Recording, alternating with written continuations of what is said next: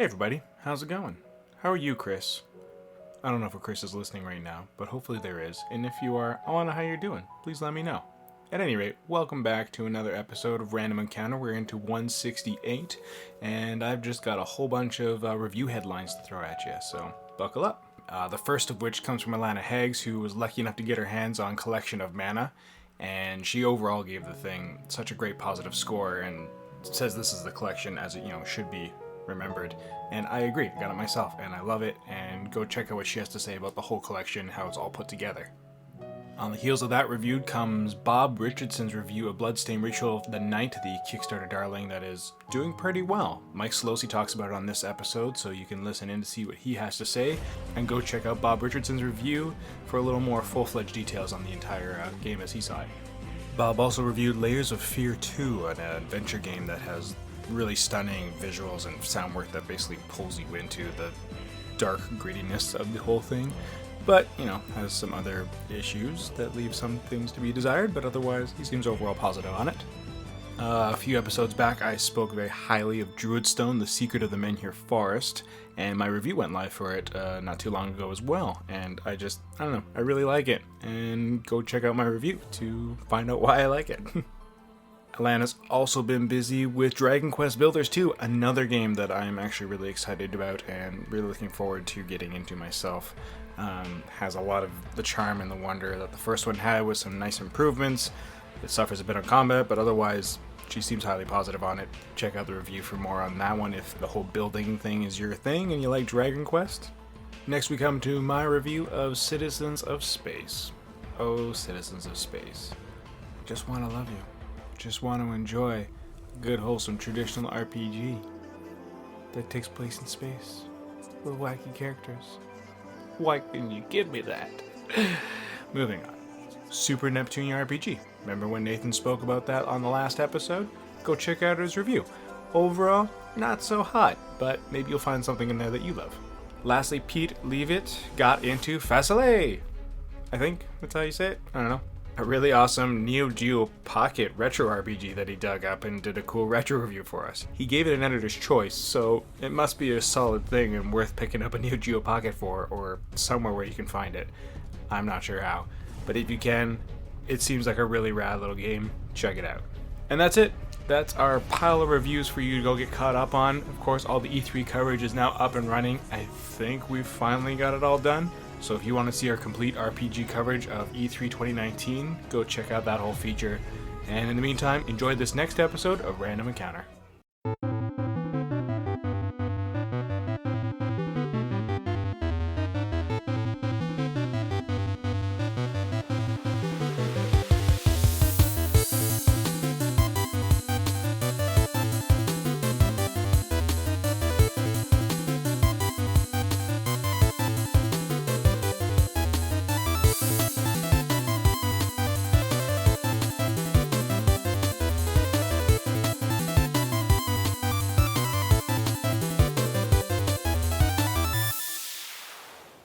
Hello everybody, welcome back for another episode of Random Encounter. We're up to 168 miles behind Retro Encounter, but we're still going strong. Starting it off, I'm Greg Delmage, at Greg Delmage, pretty much anywhere on the internet, at GDelme on Discord. I'm hosting with some awesome folks. We got Caitlin Argyros finally back on the podcast with me. Hey, it's been a while, but I'm happy to be back. You can find me at Leon Kazerl pretty much everywhere, Twitter, Discord, whatevs. I'm grateful we were able to pry you away from raiding and the like in the recent release of Shadowbringers. Yes, I have so much to say. The raids aren't out yet, though. Well, are they not? Yeah, Nope. Yeah. I'm sure you're doing something on the reg to get stuff. They're the extreme primals, which, I don't know, depending on your definition of raid, is a raid, but... There are things, but officially no raids yet.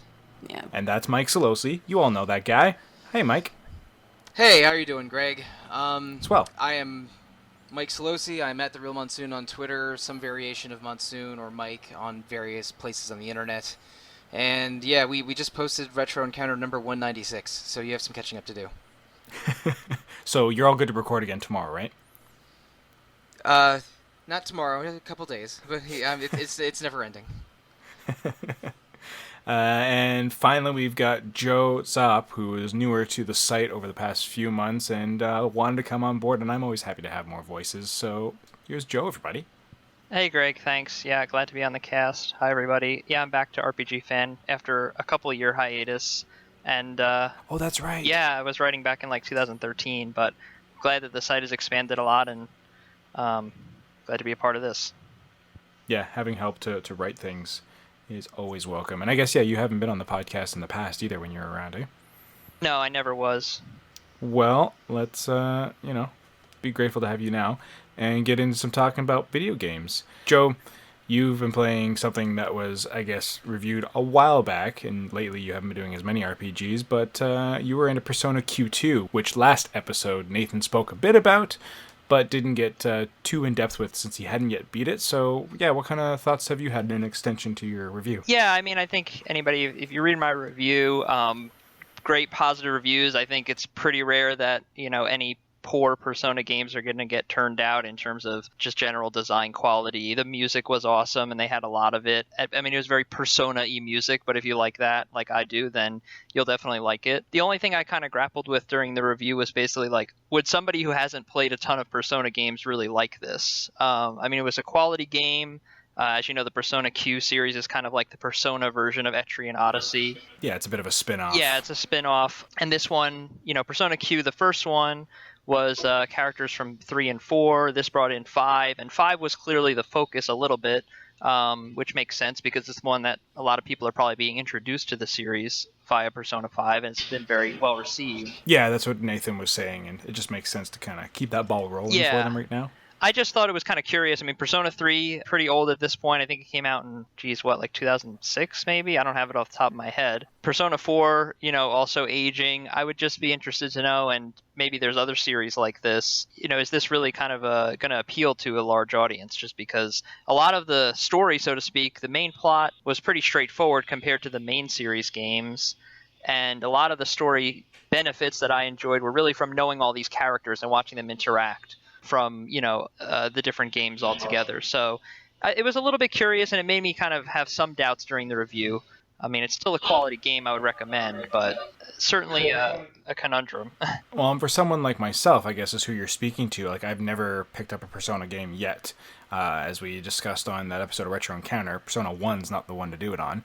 But I've heard great stuff about 3 and 4, and even 5, despite some of the shortcomings it's had. And yeah, I guess that's the big question is, even though I really like the Etrian Odyssey style of gameplay, would I get as much out of it not being as familiar with these characters? Is there enough dropped into the game from each of these games that familiarizes you with them, or are you required to have the pre-knowledge of it? I don't think it's a requirement, but I think it's important because these are sort of watered down versions of each of these characters, and it's a large cast. I think you're getting between 8 and 10 characters from each game. There's probably around 30 playable characters, and the story is enjoyable on its own, and you'll probably enjoy the dungeons and the mechanics of it more than the story if you're not familiar with Persona, because it sort of drops you into the middle of the cast. You're not meeting characters one by one. You start as the 9 playable characters of Persona 5 right from minute 1. Right. Oh, crazy. And not only are you thrown in the middle of the action, basically each of the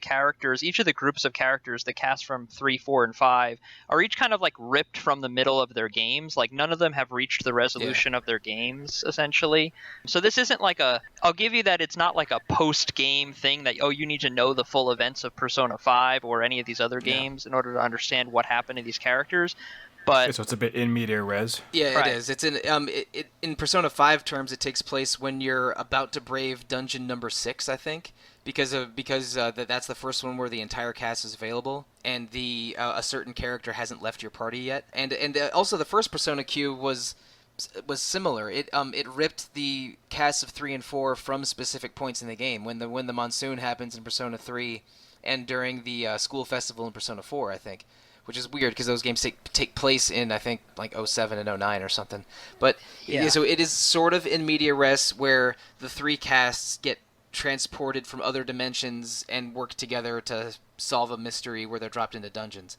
But it's fun, but I don't think I think that you'll enjoy those characters less if you haven't played a Persona game before, because it assumes at least some familiarity with these characters. Okay, gotcha. So I would really have to, want to be into it for the gameplay and just hope I get enough. But all right, so it would definitely benefit people to be into it beforehand. I'd be interested to know how long, I guess we'll see as the years go by, like how long they're going to be able to kind of leverage Personas 3 and 4, which obviously I love them, but you have like, the dancing games, what was it, Starlight and Moonlight?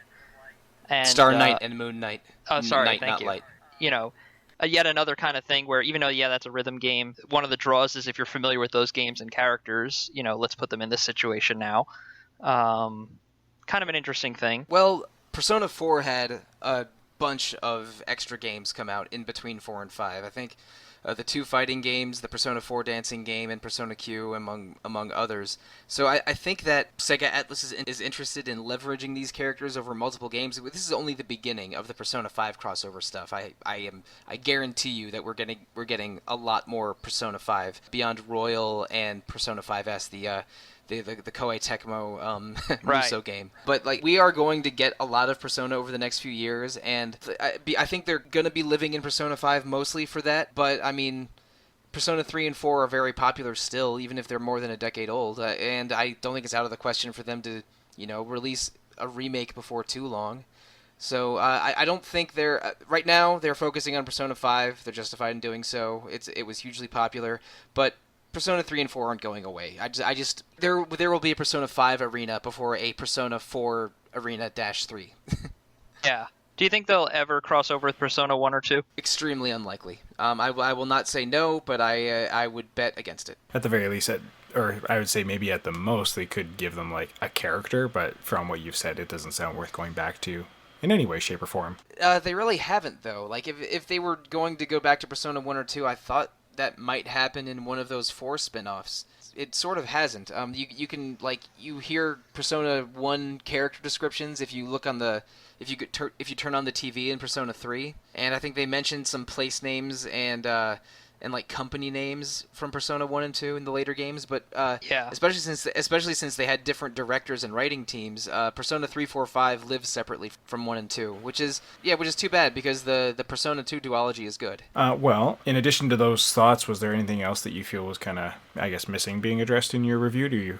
Are you super satisfied? Have you gone back to it since you reviewed it? Go through another playthrough? Is there much replay value to it? Yeah, there is not as much, at least as far as I can tell, as much extra content as I would have liked, but I guess there's a bunch of side quests you can do, which I had sort of, for expediting through the review and getting through the main game, I had sort of skipped a few of them. You can go back. There's some extra battles, which, again, they're cool if you're a Persona fan and you like, the Velvet Room attendants and the interactions between them that you can do.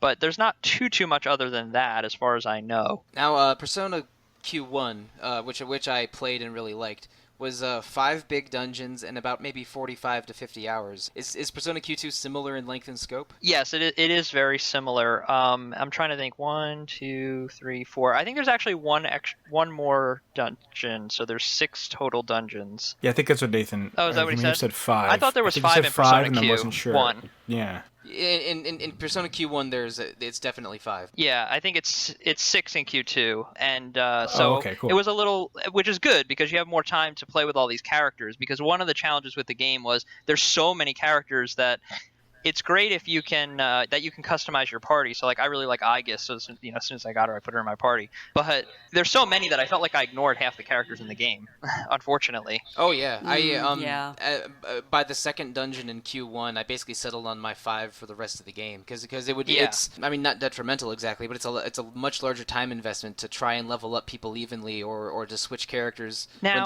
when they're at 5-10 levels behind. In 1, they have an item you get relatively frequently, probably enough to use all the characters, like a growth incense item. I don't remember if they had it in Q1 where you could instantly level a character to the wildcard level.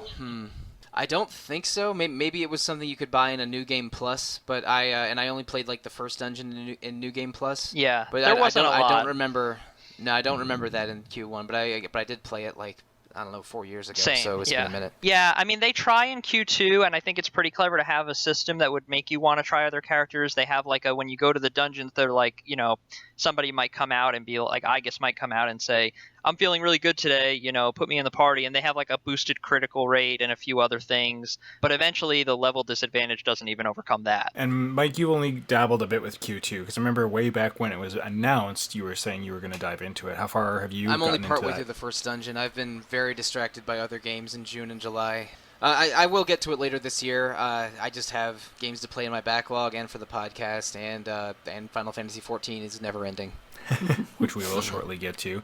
And Caitlin, as a Persona fan yourself, if I'm not mistaken, you've gone through 5. Yeah, have you been in the Q series, or are you I've interested in played it the all? first, and I think I was in the second dungeon when I dropped it because of other games taking more of my attention. So I keep meaning to go back to it because I really did like what I played, especially the music, which was amazing. Is it a big change up from like the music? No, it's is it just completely- rehashing it, or is it it's remixing it, or mostly is it all original? I would say there's It's one or original. two It's- tracks that are remixes in Q2, I think. Yeah, and it has 4 composers, or at least the first one did. So it was a really diverse set list, including one guest track from Yuzo Koshiro, frickin' legend. Mm-hmm. And one thing I really liked also, which they also did in Q1, is like, you have the 3, 4, and 5, even though there's some differences, in the musical style, and you can hear it come through in their battle themes, and you can kind of customize which ones you want to hear. I just let it rotate through all of them. Oh, you can choose Yeah, now? there's, unlike in Q1 where you had to pick your path at the beginning, I think, you had to pick like a P3 path or a P4 path. And this one, it's really focused on the P5 characters, kind of like the main guy, and then you accumulate the other characters. That was good. That was the worst thing for me about Q1 is having the battle theme be locked to whichever protagonist I chose to play as. Right. Because I like both of them, but I wanted to play as the P4 protagonist, but I like P3's version of the battle theme a lot better than P4's. And it's kind of like, why? Why can't I choose? I remember really liking the track Laser Beam, I think it's called, from P3. I love that. Yes. That's the Yeah. well, no, it's not from P3. It's P3, Laser P3, Beam. yeah. It's the FOE boss battle theme. But it's a very good, it's a very cool track. And the final boss battle themes are like some of the best Persona It's boss super themes. it's super good. in And existence. I really like the opening song in PQ1. That was that's a really dope Yeah. one. But the music Yeah. presentation was very, very strong in PQ1, and I've only heard a little bit of PQ2, but it's I think it's Kitajo that did it. The guy who does, he's one of Maguro's lieutenants over there at the Atlas Sound team. What I heard has been really good. Yeah, I would say it's on par, if not even. I mean, it's made a little more variety because you got the 3 different styles there. And the only thing I will mention, this has probably been mentioned widely before. Another cool thing about Persona Q2 is they brought in the Persona 3 portable female protagonist into it, so they've really got like every character in here now. Awesome. So it's pretty neat. And now, one thing actually I don't remember Nathan speaking much about in how it is similar to Etrian Odyssey. Do you also draw out your own maps and everything similarly to that one? Or is it just more the presentation of the dungeon It's crawls very the same? similar. A lot of the map is auto-filled for you, so it's not like Etrian Odyssey 1 where you have to draw every single line almost. But you do, the map will naturally fill out, and you have to draw things like walls and passages, and there's a lot of map making and map drawing in the Persona Q games. I mean, I dig that. Yeah, the only thing is I only played a little bit of Etrian Odyssey, so you'll have to correct me if I'm wrong. That like I felt like at least in 1, which was the one I played, there was more emphasis on like resource gathering of some kind, if I'm remembering correctly. Yeah, Which isn't really in Persona Q much. Like you have some things you sell, but the resource gathering and like mining and farming is something that's in Etrian Odyssey, but not in Persona Q. With Persona Q, the dungeon it's much more about navigating the dungeon and maybe collecting some items from enemies. But Etrian Odyssey, like you were also doing resource gathering and things in dungeons that is way toned down in Persona Q. The Persona Q games are definitely about the dungeon navigation and the characters and the extremely silly storyline, but not as fully featured as like the dungeon runs and the dungeon town in an Etrian Odyssey game. The only ones I played at length were 1 and 4, and I hated the first one and really liked 4. Did you do Millennium Girl or just the original? The original first on DS. Okay. I only played the demo myself, and I really was into it. The problem was it came at a time where I was like, I know this will be a time investment, and I just wasn't able to justify paying for something I knew I wasn't going to get to anytime soon. How many times we run into that, am I right? Look at that Steam library. At any rate, I don't know. It sounds worth getting into, I guess, whether you're a Persona fan or not, but you're going to get the most out of it if you're a Persona fan. Yeah, I mean, I would say you can pivot from Persona 5 into Persona Q2. You'll know a lot of the characters you have at the beginning, and I'm thinking maybe this could be something that would turn people onto the older games, like they see these characters and want to learn more about them and play 3 and 4, get their hands on them. I would hope, because they're all good. And actually, it bears asking, would you... Had you only played 3 and 4, still get just as much out of having the old cast, or will you be completely in the dark because for the longest time you were just stuck with the 5 cast? You're introduced to the characters in relatively short order, especially from 4, if I remember correctly. And since you have the option, I believe you can just switch out the entire cast. If you're like, I only like P3, once you get those characters, you can just basically forget about the other people. Oh, that's great. So you can definitely key into your particular fandom. I can't actually remember if you're allowed to switch out the P5 protagonist, because I never tried it since he was always like my highest level guy. I want to say you can, but I need to check. You couldn't switch out your main character in PQ1, and like you, I haven't tried to switch out the Persona 5 protagonist in my playthrough of this. You definitely can customize at least 80% of your party, maybe 100%. So yeah, there might be something there for everybody then if they're coming into it, whether they were coming from P5 or 3 or 4 previous. Well, that's cool. Speaking of, all this Persona stuff and how Sollosi hasn't had time for it, what have you been making time for? I guess probably first on the priority list is Trials of Mana. Yeah, we've both been playing a bunch of that, so I'll let you take the lead. Go for it. Sure. This game is a 1995 Super Famicom game called Seiken Densetsu 3. It's a sequel to Secret of Mana, which in Japanese is Seiken Densetsu 2. And it never came out worldwide. It stayed in Japan for decades. But on the first day of E3 in early June, they in the Nintendo Direct, they announced that the collection of Mana, which is Seiken Densetsu 1, 2, and 3, Final Fantasy Adventure, Secret of Mana, and now Trials of Mana, was being officially localized, and it was available for download later that day, something like a few hours after the Nintendo Direct. Which, since it was announced in Japan, and I'm sure many others were just hoping that announcement was going to come someday. Oh yeah, it was a year and a half, or maybe even 2 full years ago. I'm not sure when the collection of Mana was announced. When there was radio silence on it for over a year, I had sort of halfway or most of the way given up on it. But so it's available digitally now, and will be having a physical release in August.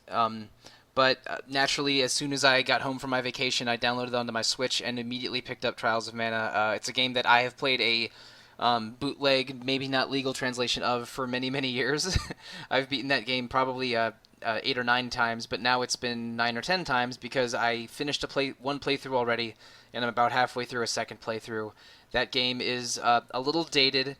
Some of its, features are a little busted and will seem sluggish to a 2019 RPG player, but I really love that game, and it felt so sweet to be able to play it in an official, real, localized version, and that game's great. You should check it out. But I admit $40 for a collection of 3 90s games is a bit of a big ask, so it comes very recommended. You can read Alana's review of the collection on the website. But I love Trials of Mana a lot, and it has a lot of customization and replayability, so I'm in the middle of a second playthrough and probably will do a third later this year. Yeah, and I'm the same. I only had exposure to Seiken Densetsu 3's unofficial translation, and since then I've just always wondered why we never got it, and of course I've heard the various stories, this and that and the other thing, and it's just great to finally have our hands on this legal version, so dropping the money for it wasn't really a big question for me either. I grant why people are a little up in arms about the pricing of it, especially since we just got the SNES Mini, which has it on it, and the remaster, take it or leave it what you will, and then with them announcing Trials of Mana, their remaster next year. The SNES Mini only has Secret of Mana on it. Yes. But sorry, to be clear. But yeah, still, it's $40 American for 3 games from 91, 93, 95. That's and some people don't, and they're emulated versions that haven't been cleaned up a lot. Some people are upset about that, but I mean, for me, it was very easy. This is a game that I've loved for over almost 2 decades, and really, really have been itching to play officially. So yeah, I went for it. Yeah, ditto. It was a pretty big no-brainer for me, just because how much style alone Seiken Densetsu 3 has. And it was just worth getting into it. And I feel it's aged pretty well. There's definitely, some clunkiness to it. to that game specifically, and with all of them, of course, and certain stats don't work, this or that, the other thing. It would have been great if they had the ability to fix those up, but I can see, especially with Trials of Mana being remastered, why they wouldn't have invested the infrastructure into cleaning this one up. They just threw this one in there to make it available, and the real promotional work and the real definitive version of SD3 is going to be that remake next year, which looks neat, but we still only have a trailer that's a few minutes long. I'm very excited about that. It, in a lot of ways, looks like it's going to be a better, I guess, take on the whole remaster and approach than Secret of Mana was, and I hope they learn from the failures of that. Yeah, the Secret of Mana remake was not very well received, but this one looks like it has a bigger budget, and it looks like basically the same game as SD3. You have your 6 main characters. You choose 3 at the beginning. You class change to learn different move sets, and so every character has 4 final forms, and there's 24 possible parties. Or my math might be off there, but yeah, I guess it's 15 possible parties. But it's a game I really, really love, and it's been nostalgic and fun to get back into it, because even though I have beaten it many times before, it's been several years since my last completed playthrough. Yeah, we have 2 episodes of it being recorded in July for Retro Encounter. So if you want a real in-depth discussion on Trials of Mana, that's what you get. That's the thing to listen to. Yeah, that's where we got our big play journal. But you've been playing it with Gwen though, mostly, right? We have been a little bit, yeah. She had to fall a bit behind just because we do have shared custody, and for me to get things done on time for the podcast, I had to jump ahead while she was away. But we did get to, I think we're near the first class change together, and she's been enjoying this game immensely as well, and just loves the changes on it, and has adapted to how it has been different from Secret of Mana, because she played Secret of Mana a bit with her dad. I think I had first introduced it to her at some point, and then her and her dad had since played it, and they beat it, and she's enjoying, or was expecting a lot of the same sort of stuff in this one, and I think has been enjoying how different it is, and she loves the character Charlotte, or I guess Carly in the original translation. Despite her dialect. It's supposed to be Charlotte, but they only had 6 characters to work with in the old bootleg, so they renamed it Carly. Same thing with Hawkeye to Hawk. Exactly, and so she really loves having, I guess, a kid character to identify with. I feel like she was the sprite as well, so she clearly has a type, and she likes being a healer, so she can sit back and not be right in the mix. I think she enjoys the support and doesn't want to have the stress of trying to kill everything. So she's appreciating having that role and wants to go all good all the time with this character, which is endearing. But she was expecting, which was funny to me, because there's a charge bar in this one, which, again, if anyone has played Secret of Mana, they know that you hold down the button to charge up your attacks, and as your weapons level up, you hold down longer and longer and longer, and you get better attack patterns that do more damage and such. Whereas in this one, you have a little bar that charges as you're going and as you're wailing on the enemies, and once it gets to a certain point, you can tap the B button and you execute a special attack. And Gwen was thinking that was like your leveling up meter, so she thought once that was full, she would go to the next level, and that was her gaining experience. And I was like, you'd be ripping through those levels if that was the case. Caitlin, this means that Gwen obviously should play Final Fantasy XIV and watch that level meter. Yes, I was just thinking that if she likes to be in the back and relax while healing people, well, she might change her opinion if she plays healer in 14. She should have a chat with Auntie Caitlin. Because healers in Final Fantasy 14 are like the furthest depiction from the traditional Final Fantasy white mage, the pure, calm, sweet, girl who just wants to heal everybody and love everybody. We are full of salt, and we are angry, and we throw stones, or now white mage throws like white magic so at it's people. The white mage from 8-bit theater, essentially. Yeah. Have you gone through anything else in the collection yet, Sollosi? Like the other 2? I started Final Fantasy Adventure, which is a game I definitely haven't played in 20 years. I really liked it when I first played it, and it kind of holds up. It has some really shockingly emotional moments for a 1991 Game Boy game, and it's a dope little Game Boy RPG. Well, I feel like the mechanics are pretty tight in all three of them, that they should hold up Yeah, still. they do. I don't like the late era gameplay in Secret of Mana because I think that eventually leveling up your spells can get tiresome, and waiting like a full 8 seconds for your best attacks on your most leveled up weapons is tiresome. Which I that's true. overwhelmingly prefer the combat in Trials of Mana. But yeah, I haven't played Secret of Mana on the collection because I played it on my SNES Mini last year. But I did start Final Fantasy Adventure and got to the quest with the part of the story with Medusa, and it's like, oh yeah, this game gets weird and dark. It's a very good Game Boy game, but I mean, it's also 28 years old, so it's very fair. It's very fair to call it archaic. Yeah, the mileage may vary for some people. And I mean, I feel like only true fans of the whole collection are going to pick this up anyways. You know, a lot of people, like Nathan was saying for himself last episode, that he's going to be holding off for the remaster because that's more his speed. He doesn't have the nostalgia tie. I mean, Nathan also doesn't like 2D Zeldas and a lot of other things. Yeah. He isn't a child of that era of games the way I am. Exactly, and myself, exactly. Like, I appreciate good pixel work, and like Secret of Mana, Second Densetsu 3 still holds up even visually for me. I don't find it looks clunky. Like, I marvel at how much they pushed the Super Nintendo with some of these sprite designs and everything like that. Like, it's gorgeous. The sprite work and the spell effects are really, really good looking. And it's so much snappier than the second one too, especially the spell effects. Like, everything just happens faster. But the part that I am still the most blown away by is the customization. There's again a lot of different party combinations and class combinations, and the game's not very long. You can beat it in 15 or 16 hours, and I would beat it over and over again to experiment with different teams and classes, and that's the real best part of the game for me. Even though the action and the plot and the dialogue are all good, but Hold on. I thought the best part of the game for you was the turtle. Booskaboo is your 7th party member, and he is excellent, and his theme song is excellent. But Yes, it is. That ska beat is great. yeah, but he's not the best part of the game. Maybe Alana holds a different opinion to me. We'll see how words get exchanged going into the second episode of Retro.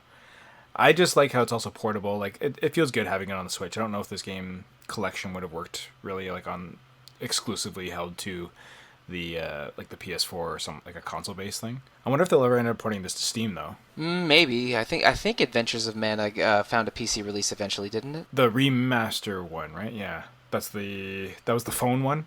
Yeah, it was a phone game, then a Vita game, and then I think was ported other places. I'm not 100% sure. Right. Yeah, which is different from, because that's that was the second remaster of Final Fantasy Adventure. The first one being Sword of Mana. Yes.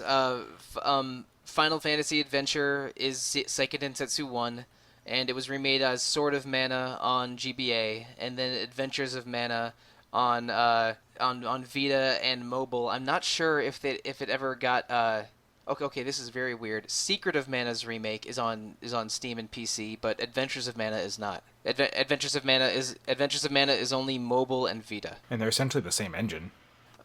Maybe, I don't know. At least, style is the same. Yeah, I haven't played a lot of either of those remakes. I did play the Sword of Mana remake, and it was okay, not great. I sort of think the Game Boy one's better, but the Secret of Mana remake is on Steam. Yeah, I have Sword of Mana, and I love it for the style because it has a lot of the nostalgia of how Legend of Mana looked, and tying it into the look of what they were trying to build going through Seiken Densetsu 3 and then further out into the series. Because I find, for myself, someone who did Secret of Mana and only had, I guess, Legend of Mana to turn to after that, I find going back to Seiken Densetsu, once I had discovered Seiken Densetsu 3 and now playing through Trials of Mana, there's a lot of similarities in design work, in enemy design and stuff like that. Like, you can see where they were ramping it up to, and then having the full breadth of the PlayStation to play with gave them that much more power, more artistic license, and it's fantastic to see that growth. So I love going back to it for that reason too. Yeah, but I mean, Trials of Mana, it's like, depending on what characters you pick, there are 3 endgame scenarios and a bunch of storyline and dialogue changes. That's a really neat factor too, that really pushed the boundaries. Yes, the team building and the customization that I think is the best part of the game. It's outstanding. Are either of you, because Caitlin, you have a Switch, and Joe, do you as well? Are either of you planning on grabbing the collection? I don't know. I'm kind of more like Nathan. I don't have the nostalgia factor for these games. I would also probably be waiting to see what the remake looks like and then deciding based on that. As for me, I have a Switch, but I wouldn't say I don't have the nostalgia factor personally. I mean, I never played any games in the series. I generally like games from that era, but I think it's just one of those things where the backlog is so big, like you guys were talking about earlier. It's like, I don't know when I would get to it, cracking open a whole series. Then that's totally fair. Although, again, all of them are pretty quick to digest, which is, I guess, their saving grace this day and age. And having it on the Switch, you can just kind of like plunk through it on the bus, do some grinding, whatever. I think that's pretty handy. But yeah, I can understand how a lot of people just hold off. Back in the day, like 15-hour game was probably like, hey, this is long. Well, yeah, when you had that, just the cartridge space just to work with. I mean, how long Yeah. was like FF6 as a full playthrough? FF6 is like 30, and It's like 30? FF4 is Yeah. FF4 is like 20 to 25. Yeah. And Secret of Mana, I think, was also only around like 15, maybe. I don't remember it being super long either. It depends on how much grinding you really chose to put into it, but you can rip through it pretty quick if you know what you're doing. Either way. I don't know. I feel like RPGs have only gotten longer as they've gotten older. Like, Yeah. at least most RPGs. They've just wanted to Like, make we're them getting that to the much more point where cinematic. you're lucky if a game is supposed to be like a 50 to 60 hour experience, and that's just what they say it is, because most people don't usually play what the rated playtime is for a game. Yeah, I feel like that's just sticking to like just the main storyline and not doing any additional grinding or a lot of extra side quests. Like, I feel like once you start getting everything involved, you can easily like almost double that time. But who am I to And say? some games are never ending, like Final Fantasy XIV. Yeah, which I'll take that segue because Trial of Mana is great, but Final Fantasy XIV keeps going. We just got Shadowbringers. Caitlin, you've been playing a lot of it, I hear. I have. I've seen almost everything, at least some of almost everything that the game has to offer. And we have the, as Mike mentioned, the raid series. The story version of the raid series is launching next week, so I'll be checking that out before I finalize my review for the site. Because we're at this point, we're so close that I wouldn't want to put out a review and then just amend it a few days later for the raid content. So this is the 5.0, as we say in patch cycles. It's the third major expansion since Final Fantasy XIV was essentially rebooted with A Realm Reborn, aka 2.0. And there's a lot to say, so I'm going to try and be concise, but I may very well start, getting into minutia, and feel free to tell me to shut up if I am. I mean, folks know what happens when you and I are on the podcast together. Yes. It becomes an all-nighter. But do Yes. go on, please. Okay, so Shadowbringers is, well, to start with, the story is absolutely fantastic. To briefly get an idea of what's going on here without being too spoilerific. I know, I like spoileristic. I just Spoileristic made works, a new yeah. word, guys. Basically, the player character, who is also known as the Warrior of Light, has to travel to a different world called the First in order to find some lost companions of hers and also potentially save the world, because of course, this is what heroes do as you do. A bit of lore background to sort of set the stage here. So the world that we've been playing in all this time is called the Source, and a long time ago there was this great battle that basically sundered the world into the Source and 13 reflections or shards, separated by sort of an untraversable void and sort of evolving separately on their own, but all still kind of connected in a certain way to the Source. And because of that connection, they're related to the various different calamities that have been happening on the Source. We learned about this back in some of the post-Heavensward patches. We learned about the First back in Heavensward 2 and how it has all but fallen to the power of light and is about to just completely taken over. So basically, right at the beginning of Shadowbringers, you go to the First, you're looking for your friends that have been called there before you, and you're also learning about this overwhelming presence of light and what you can do to try and stop it, not only to save the world of the First, but also maybe to save your own world. It is an immensely good RPG story. Like, it's a great story that, within the context of the previous expansions, that it expands the story that you already know. There's a lot of great lore, some really huge lore drops, that relate back to not just previous expansions, but the underlying basic conflict, that's been at the heart of the world, and we're only now kind of learning about. But it's also just a good, from start to finish, adventure tale, because you are going to a new world that you know very little about. You have to learn about the place and the people and what's going on. You meet a lot of people along the way that are part of your journey, and by the end of it, you know, there's the sort of like, you know, what you might expect from a standalone single player Final Fantasy that's, you know, traditional sort of like, things get epic and they ramp up, and there's you know, lots of great battles to be had and things like that. So that's really, to me, I really liked that. Like, I expected a good story, but it was cool as I was playing through it to realize how well this just kind of works as just a good RPG story. Not even just a good Final Fantasy XIV expansion story, but a good RPG story. Well, it's so compelling from what I've been hearing about it, too, even way back when Derek was still hosting and they were talking about it. It's just the idea that you're completely flipping the script now and you have to work against the light. You know, it's the things have gotten so out of balance, and now you have to be the Shadowbringers, presumably, is the conceit, to try and balance that and countermind it, because balance is what it's about. It doesn't mean good or evil being stronger than one or the other. When something gets out of whack, too much of a good thing's too much of a good thing. Yeah. And there's an interesting, to me anyway, way that they do that. I think, you know, when they announced the expansion, when we had that really awesomely epic CG trailer, focusing on becoming a Dark Knight. I think we all had sort of, you know, questions as to what it means to be a Warrior of Darkness, and I think a lot of the question was, well, does that mean that we're going to be evil now and we're going to do bad things to sort of counteract light? I mean, we can watch that commercial that starred what's his face to figure out what it means to become a Warrior of Darkness. Tom Holland. Thank you, the Yeah. Tom Holland and Hannibal Buress commercial. Yeah. That was so cute. But I mean, Oh you my don't God. really like become evil to fight darkness. Really, it's just this world is being threatened by light instead of darkness, and which is a flip of the script, because normally you're fighting these, you know, beings called Ascians who are trying to, you know, summon their dark god, which sounds real bad. But now, Caitlin, you could talk about this more than I can. One thing I've heard about the story is that the main villain is an Ascian, who are these, you know, dark beings you've been fighting for 6 years now. But this new one is like adding a lot more details and background to the Warrior of Light versus Ascians conflict, and is people are saying is one of the, like, maybe the best villain in all of FF14. Yes, and yes, and Yeah, more yes. people are going crazy about the story, and maybe especially for this main villain character.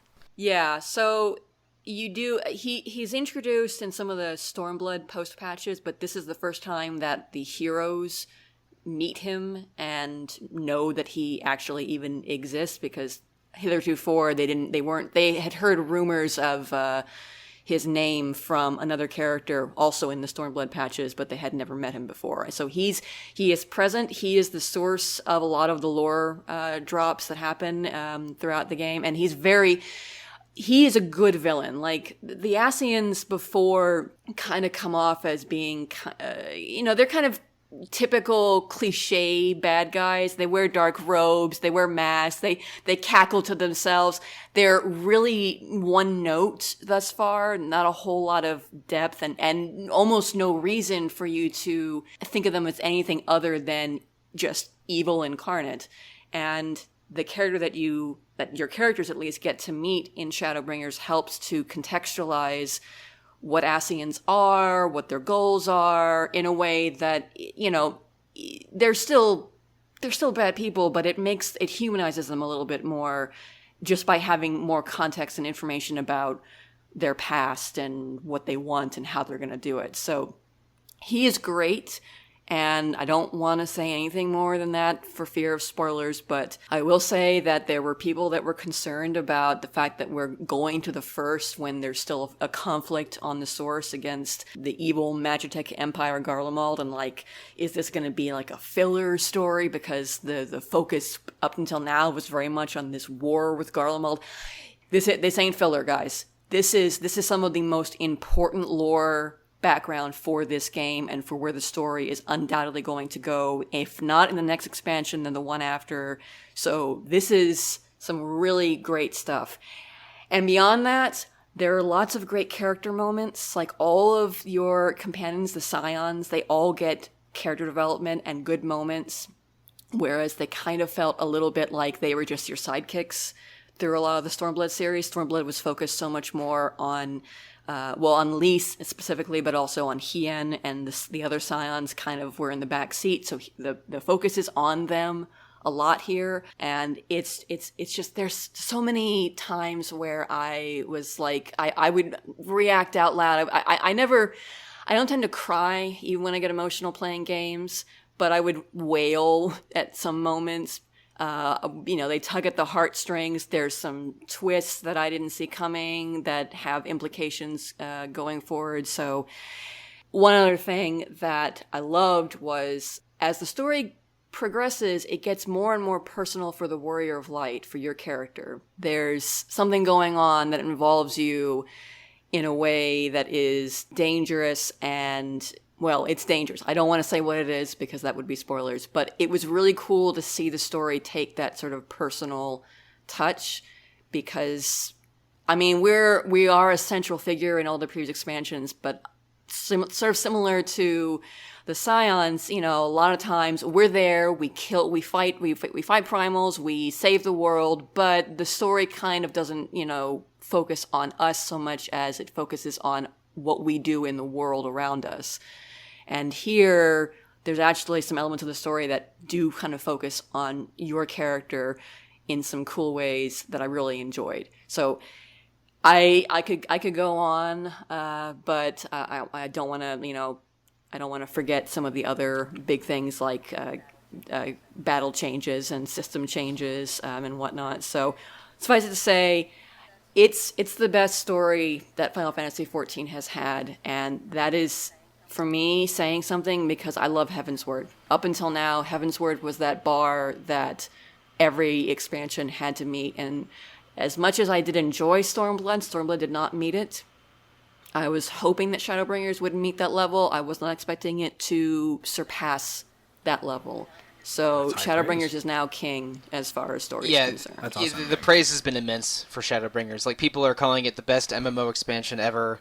A whole lot of praise, and it's from both niche sources and mainstream sources are praising Shadowbringers. And the way Caitlin was talking about how people thought that traveling to another world was taking the conflict away from the evil empire. Really, I mean, avoiding spoilers and painting in broad strokes, like, there's a lot of conflicts and threads throughout Final Fantasy XIV, and we learned about this alternate world during the Heavensward post-game content, probably in, I don't know, that would probably be 2016.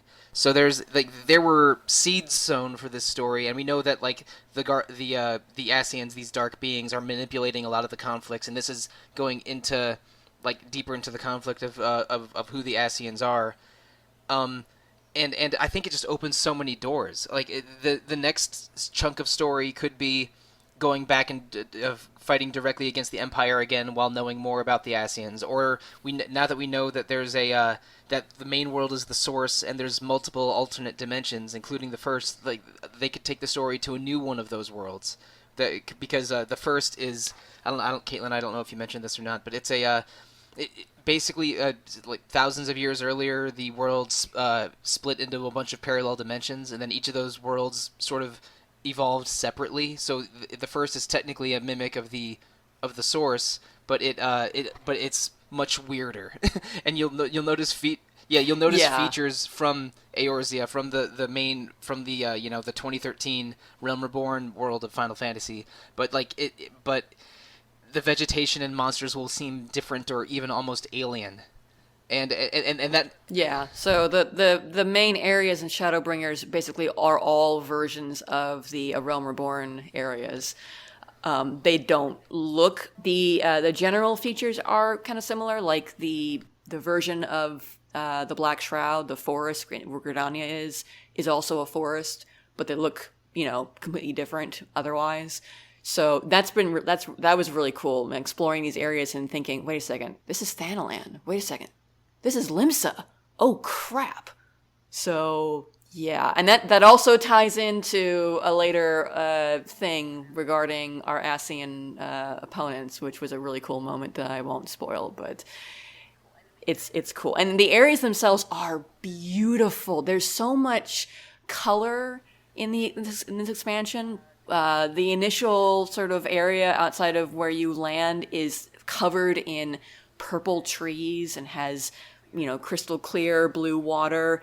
There are areas that are full of flowers that are bright and colorful. The wooded area I mentioned has gigantic trees with huge canopies. The art direction and the color is it's so good with the area designs, and that also extends to the dungeons, which they some really good dungeon design, especially the final dungeon that I can't talk about for spoilers, but oh my god, it's my favorite dungeon in the entire game.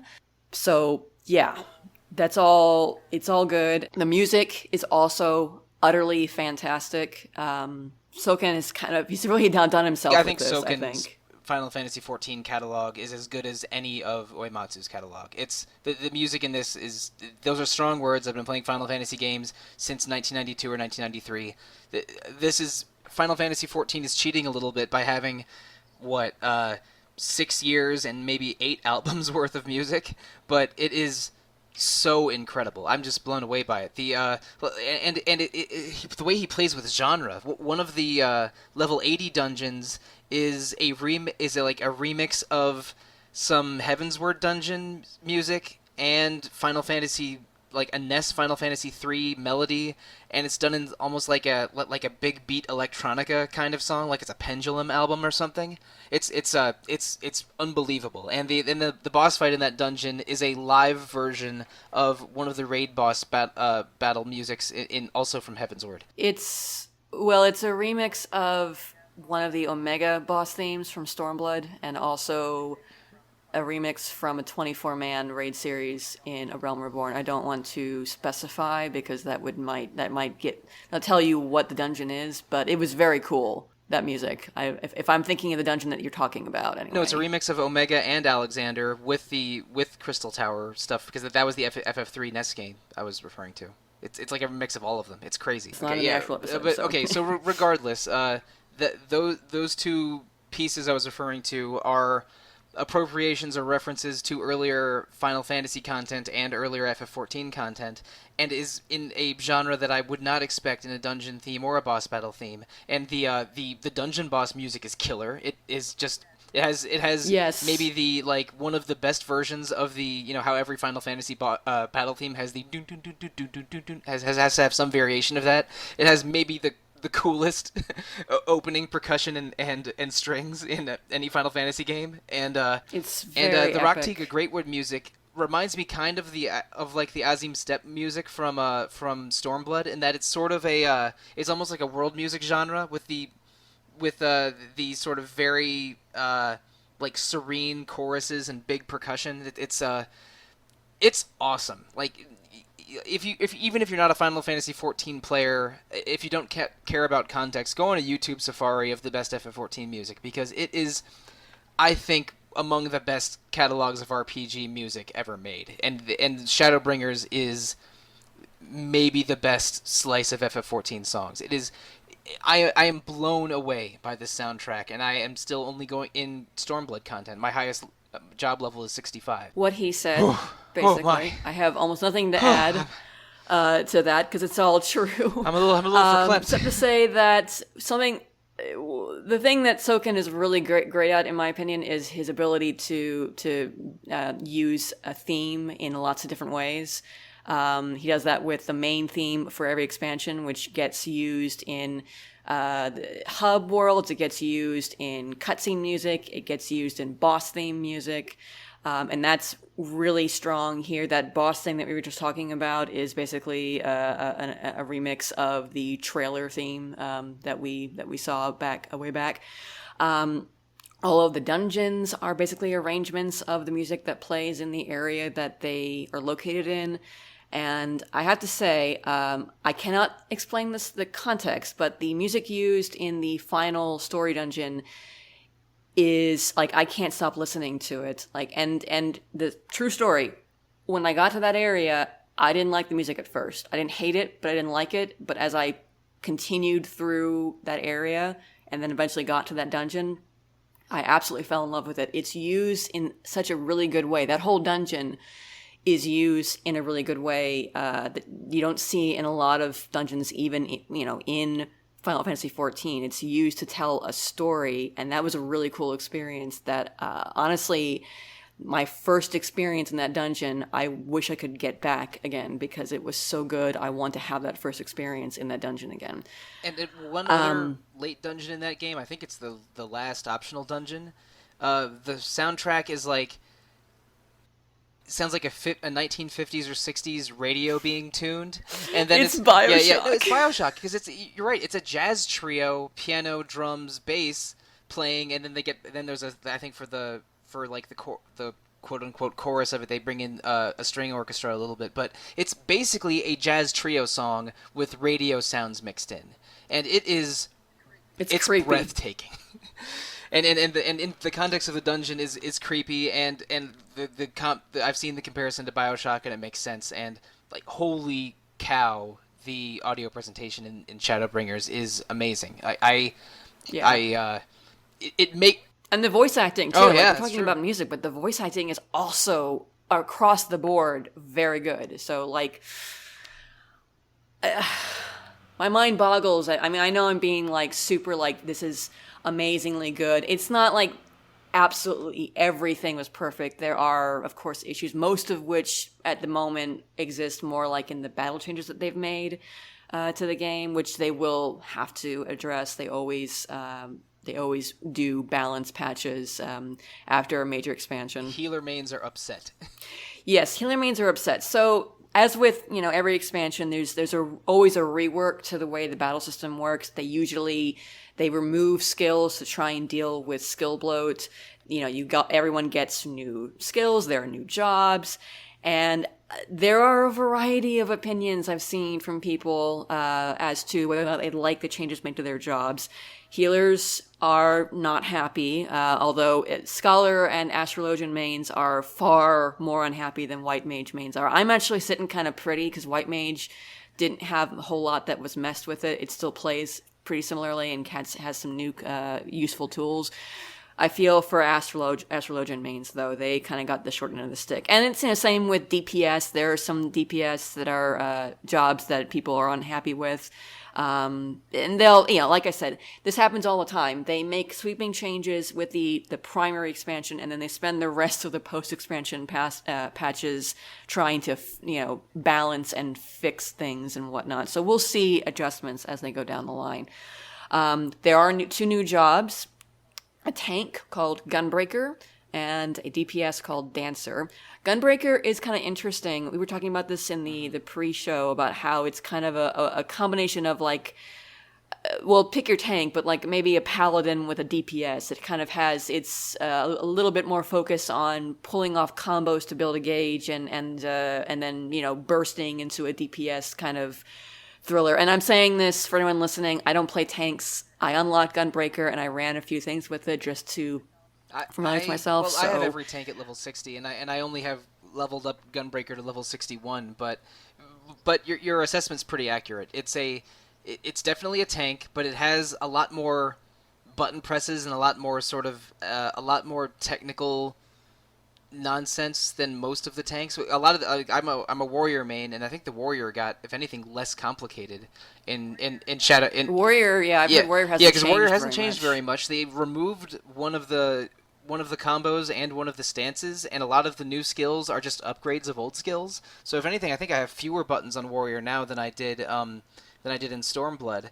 But Gunbreaker it's not trying to maximize a damage window like Warrior, and it doesn't have a ton of defensive cooldowns like Paladin, but it has more button presses and a lot of options, including some healing for your allies and shielding for your allies. Yeah, so that's really cool. Gunbreaker it's very technical, has a lot of button presses, but it's really satisfying. And maybe the coolest part of Gunbreaker is the extra combination skills it gets at level 70, and I haven't gotten to play with those yet. But like as a tank main, who does some melee DPS on the side, Gunbreaker is exactly in the center of that Venn diagram. So I'm very excited to level up Gunbreaker more after I clear some more story content as Warrior. And then there's Dancer. Dancer is a really interesting job for them, in large part because its primary gimmick is to buff the party. So it's a dancer. The primary gimmick is you start dancing, you perform a certain number of steps. It's kind of like a Simon Says thing where once you start the dance, you have to use moves that correspond with, red, yellow, blue, green colors. And if you do it successfully, then you either can buff a party member that you're tethered to, that you're dancing with, your dance partner, as they say, or later on you can buff the everyone within range, so the entire party. So that's the primary thing that you kind of, that's the primary gimmick of Dancer. So it's kind of more of a, bard machinist support class, and we've always kind of thought about, would they ever give us a fourth role within the existing paradigm of, have a support class? And it's not, it's a DPS, but it's kind of an interesting development as a DPS class because the focus is so very clearly on putting out buffs on the party. It's also really fun just to play to DPS with in terms of how the different skills work. So you have a single target combo and an AoE combo, both of which will proc secondary single target and AoE combos. Those procced combos then proc a third set of combos, and then that third set can proc like a finisher that's like an AoE move. It's a lot of fun. It's fast. Something that's really cool about it that I found when I was testing it out is you're not penalized by jumping around your procs. So if you have multiple procs up, you don't lose a combo by going to another skill, even if it has nothing to do with the skill that procced, your old combo. If you start a dance and you have a bunch of procs up, those procs are still there when you're done with the dance. They could have made it a lot more punishing and forced you to do combos in order and to do procs before you do a dance. I'm grateful they didn't, because it feels really nice and fast and fluid as a result. So I'm definitely looking forward to leveling it up more. I have concerns about it with regards to raid feasibility because its personal DPS is not as high, obviously, as other classes. It's not supposed to be. It's supposed to be more of a support class.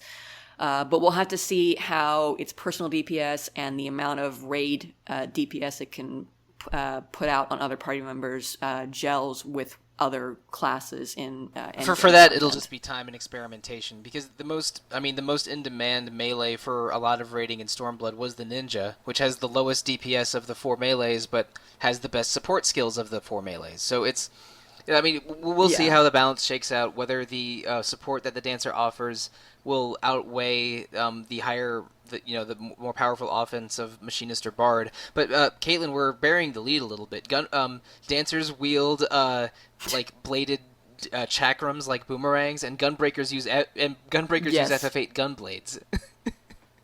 And they're both of them very cool. They're stylish as hell. They're great. Yeah. Well, it sounds like they also differ a lot from what I remember dancers being. Is usually bards were the buffers and dancers were the stat down. At least that's what it was in Tactics. I can't remember what it was like in 5. Well, dancers have a variety of effects in 5, but basically in FF14, both bard and dancer are ranged attackers with some buff skills. And but it looks like dancer is in the balance currently. The dancer has more buffs than bard. Yeah, they also kind of reduced bard's Yeah, they did. They ability. nerfed the bard songs.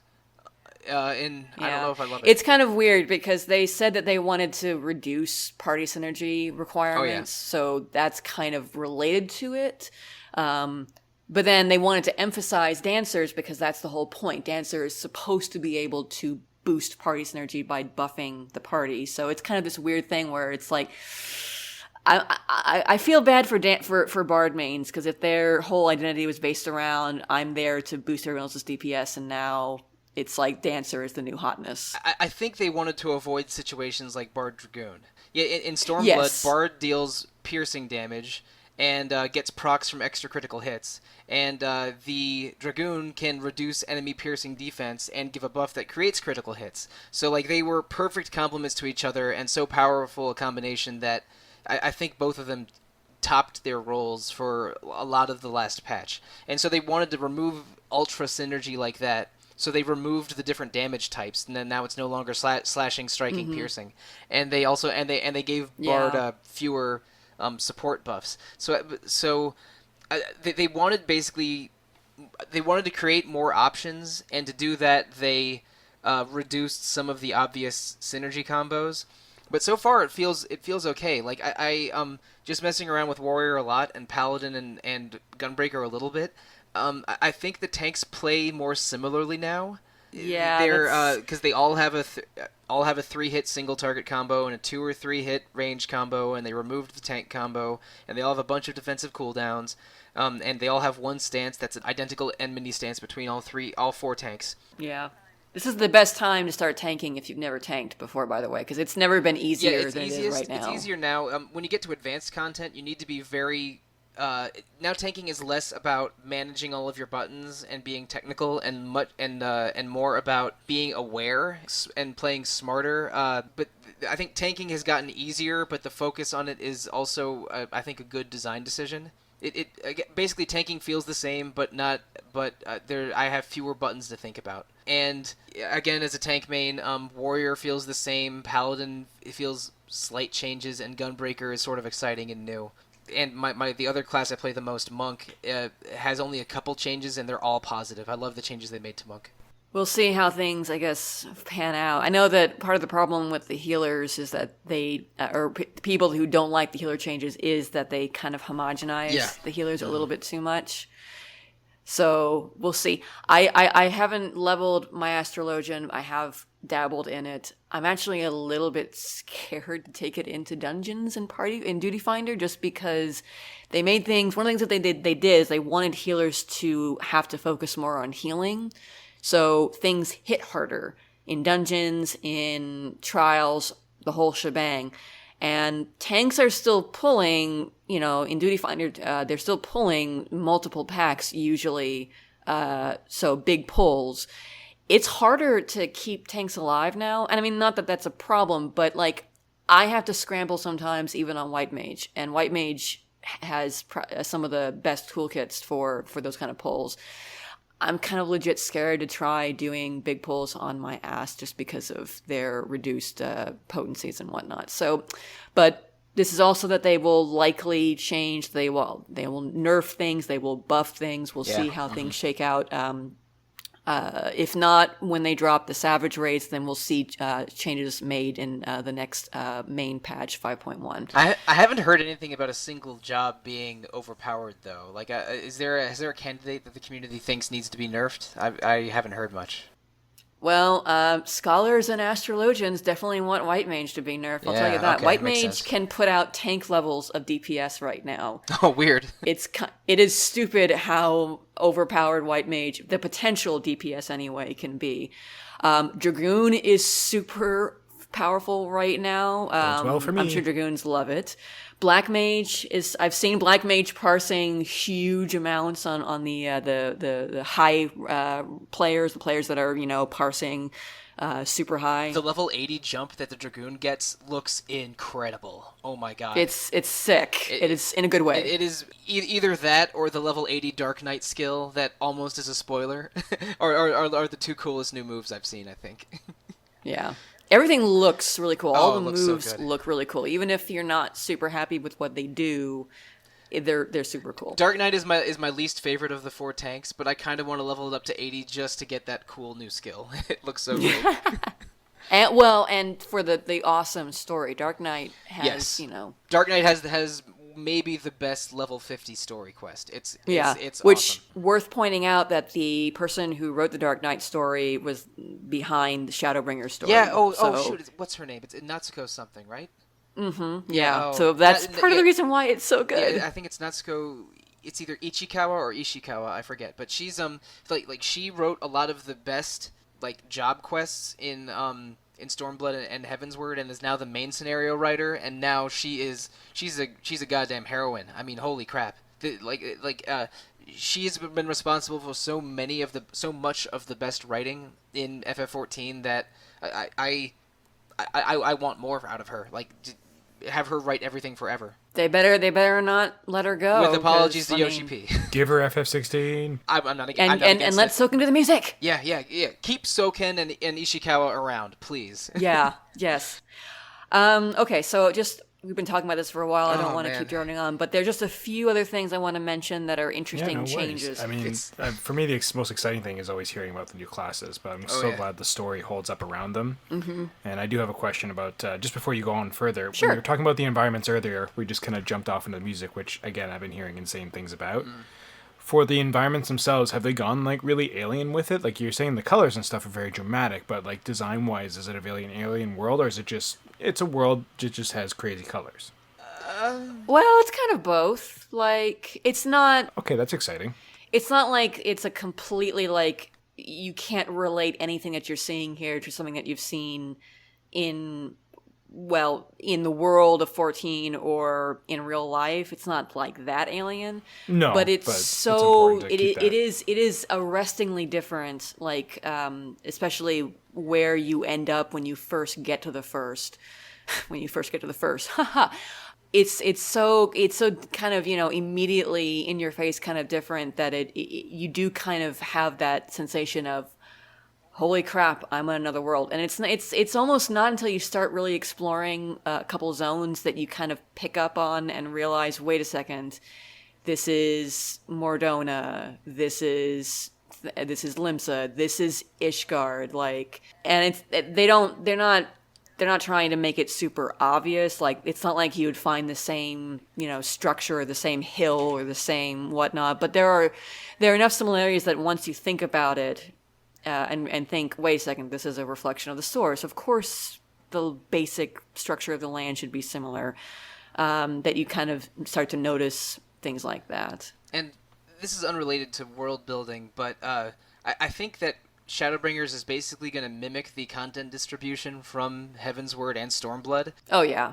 So the new expansion lands, it's 6 major zones, 1 metropolis, and 1 sort of final staging area, smaller city, and there's going to be 1 signature raid series, 1 alliance raid series, and a bunch of primal fights. So we can sort of expect the pace and the nature of some of the content that they're going to keep giving to us, but that's just exciting.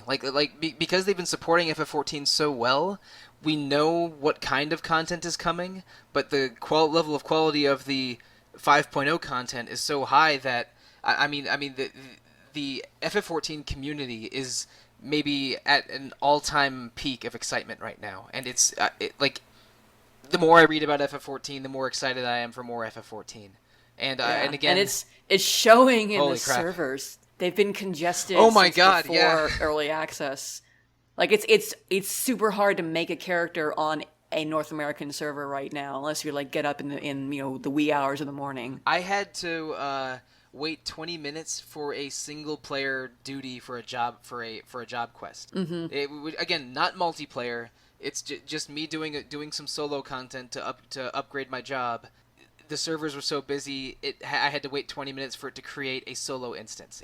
That's wild. Well, is that problematic, do you find, or is that just it shows it's popular, which is great, but it's just is that something they should really start accounting for? Oh, I'm sure they're building. It's just because they're overloaded with people right now, and the solo instance queues are a good thing because.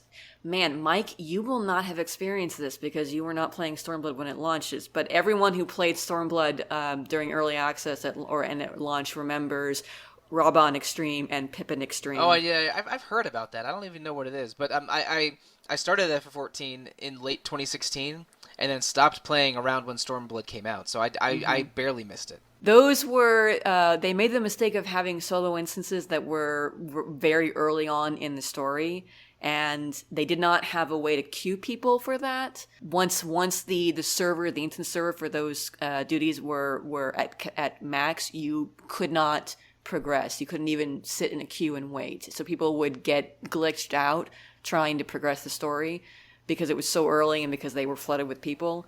So they learned their lesson. There isn't a solo instance in Shadowbringers until level 72, and they made a queue system, which they actually implemented before Shadowbringers, I think for some job quests, but didn't actually have to use it before now that much because there's always a lull right before expansion hits. So now you won't have to worry about that. You will have to sit, I think, were you sitting in a black screen with a thing ticking down? I was, yes. Yeah, so that's that. Unfortunately, you can't do stuff while you're waiting in the queue, but at least you're in a queue and you don't get an error and can't progress the story. Right. But, Caitlin, I had a question for you. I've mentioned job quests several times already in this long discussion that we're having, because every job has a quest line where basically you are speaking to sort of a mentor character and learning about the lore and background of the fighting style that you're doing, and a lot of the job quests are really fun, but they removed them in Shadowbringers. Now they're replacing them with role quests, and so basically there was 5 heroes before you on the first called who were the first warriors of light before light started to take over, and you meet them in the Heavensward post game, but now they and at the end of that they. You basically learn about the first from them, and you fight them a couple times, but you don't go deep into their backstories. But these role quests, I think, please correct me if I'm off on this, I think each of the role quests centers around a type of job. So like one of them is for tanks, one of them is for healers, one's for physical DPS, one's for magic DPS, and each quest is like a mini storyline focusing on one of the 4 warriors of darkness. From 3 years ago. Yes, minus their leader because he plays a different role. He's the fifth. He's the 5th one, and he is more important than the other 4. And also, amusingly, Caitlin knows this, of course, but those 5 Warrior of Darkness characters that you meet in Heavensward, they are the 5 main characters that appear in the original 2010 trailers for Final Fantasy XIV. Like basically representing the 5 starting races from the original version. They got some use out of them, and by making them important anti-heroes in like 6 years later. That's wild to me. Yeah. That's pretty genius. Leave nothing in the scrap heap. So Mike is totally right. There are no more job quests until you hit 80 and finish the main story, and then every job has a sort of an end cap quest where you get your achievement for it and whatnot. But the primary quests are role quests that you can complete on any job in that role as long as it's the appropriate level. So you don't have to do it all on one job, although a lot of people will be doing it on the job that they're leveling for the content. Yeah, makes sense. And yeah, it's really cool. I think it's a really smart idea for them to have those quests center around learning more about the Warriors of Darkness, because Ardbert, their leader, is the one who gets really all the development when he shows up in Heavensward, and even then it's not a whole lot of development. You learn a little bit about him, and then he's gone. But you don't really have any development about his companions. We learn more about them from the lore book than from... Their mage is quiet. That's a character trait. And that's about it. Yes, and their white mage has the hots for their warrior that we learned from the lore books. And their archer is the one that taunts you the most. She seems a little spicy. So yeah, that's really cool. And I know, of course, some people would, we would all in an ideal world probably have preferred individual job quests, but obviously with the amount of jobs that gets progressively harder every time they add jobs. And also from a lore perspective, you can't really continue jobs with your trainers because they're not on the first with you. So yeah, it kind of makes sense that they wouldn't be able to continue that. It's the same thing with the crafters and gatherers too. They have their own sort of, they're not called role quests, they're called facets, but they did the same thing where they put several different crafters and gatherers together in related groups, and you can do turn-ins, custom deliveries, and the sort of quest line along that way for the crafters as well. So it's a good, I don't know, I think it's a good solution to, have all these jobs and still have the kind of the feel of job quests without overtaxing the writing team and having them have to do individual storylines for, what are we 17. at, 16 or 17? Yes, 17. 17 plus Blue Mage, which is its own weird thing. But Blue I think Mage. that's really the reason. Instead of having to write 17 optional quest lines, they write 4 optional quest lines and have those 4 be more attached to the lore of the new place you're visiting. And also, go deep into the, lore that was first explored in a Heavensward post game in 3 years ago. So from a practical standpoint and a story standpoint, I think it was a very good, cool design decision.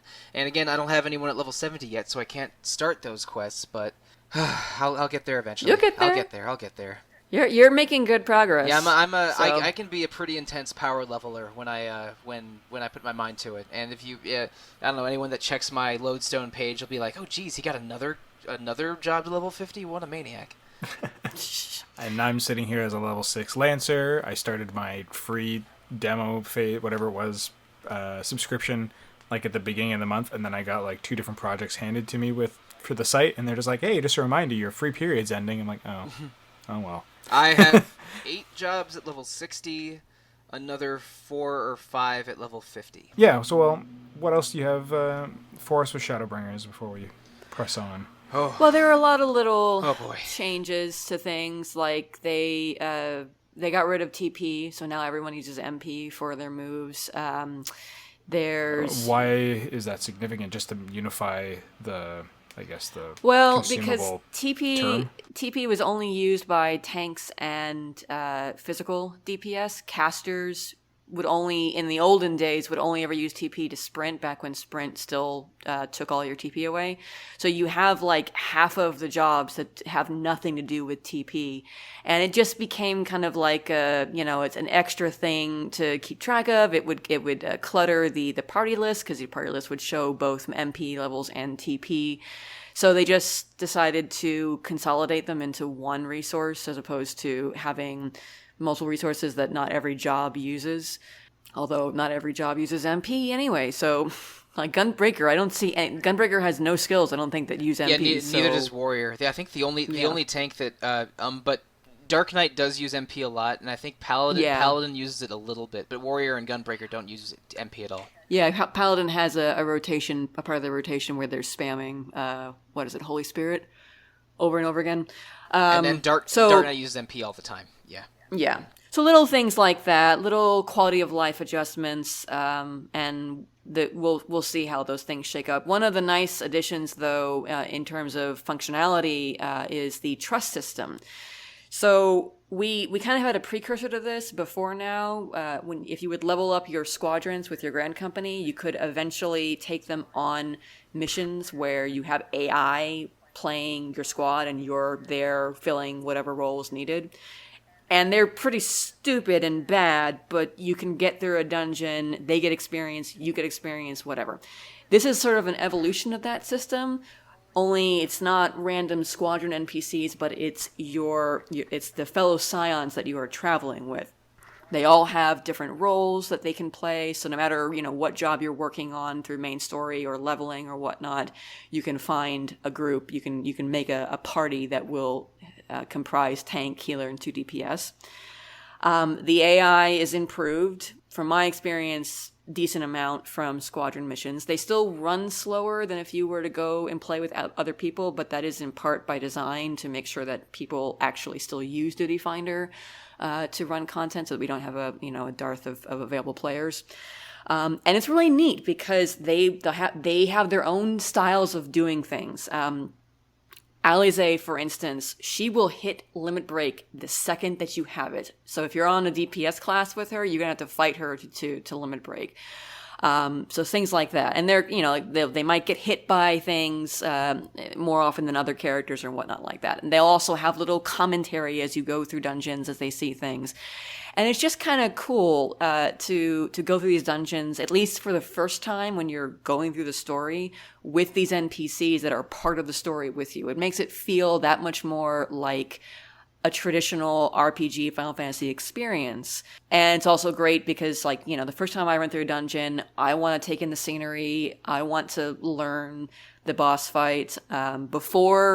Before this, I would usually try to read up on boss fight strategies, even just in 4-man dungeons, just because I knew I'd be going in with other people and I wouldn't want to mess up. But with Trust, I don't care. I'm going in blind and I'm learning along with my NPC companions, and it's kind of cool.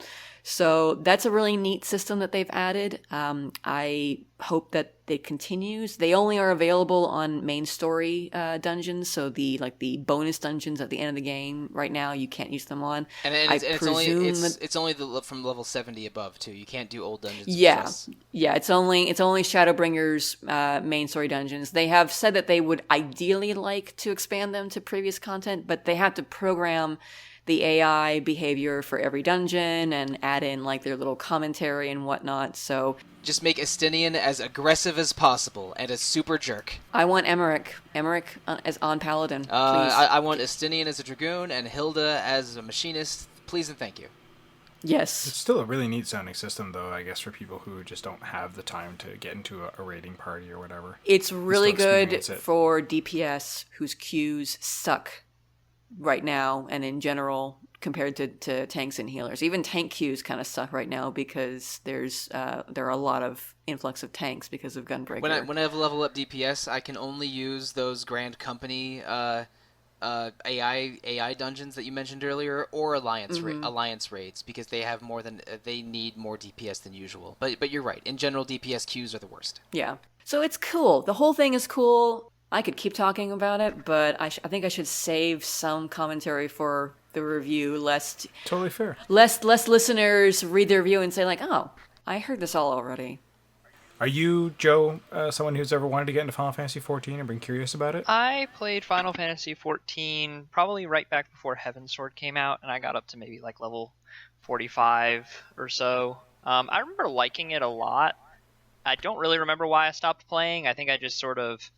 Because I always tell people when people are asking me about MMOs, because we're not exactly living in like the golden age of MMOs, so maybe that's just my personal opinion, but there's just not a lot of them like there used to be maybe a decade ago. I tell people it's probably one of the best I've played, but I sort of let it lapse, and then it becomes more difficult to get back into it. I guess that would be one question I would have, and I'm sure somebody listening would probably have after the kind of glowing review, is sort of like, how difficult is it to get back into? I mean, there's been a few expansions at this point, a lot of story content.